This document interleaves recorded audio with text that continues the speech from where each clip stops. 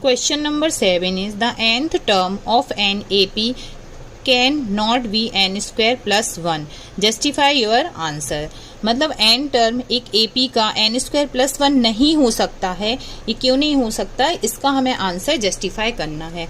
हमें पता है कि AP का जो n टर्म होता है a n is equal to क्या होता है, a n minus 1 into D, where a क्या है, a है आपका फर्स्ट टर्म, जो भी आपको फर्स्ट टर्म दिया होगा वो a होगा, और यहाँ पे d क्या है, d है common difference, d is common difference.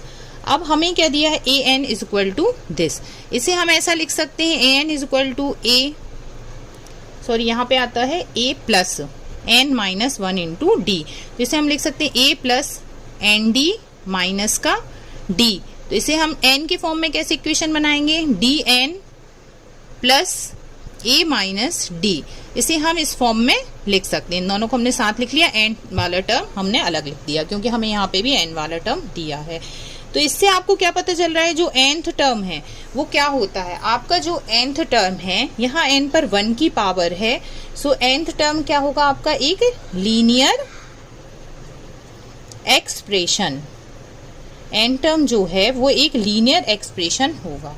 अब जो हमें क्वेश्चन में दिया है nth term A N is equal to N square plus 1, यहाँ n क्या, n स्क्वायर मतलब यहाँ पे n स्क्वायर प्लस 1, तो ये क्या हो गया आपका स्क्वायर 2 की पावर है, तो क्वाड्रेटिक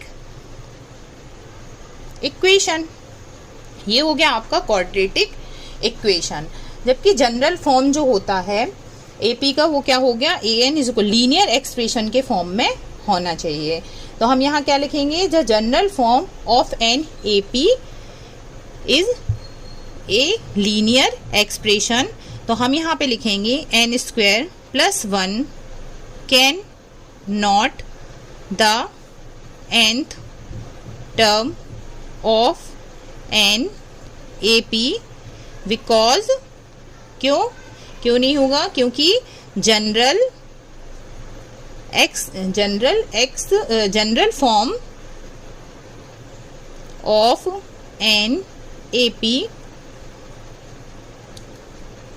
इज क्या होता है, लीनियर एक्सप्रेशन। तो ये हमने अपने आंसर को क्या कर दिया, जस्टिफाई कर दिया।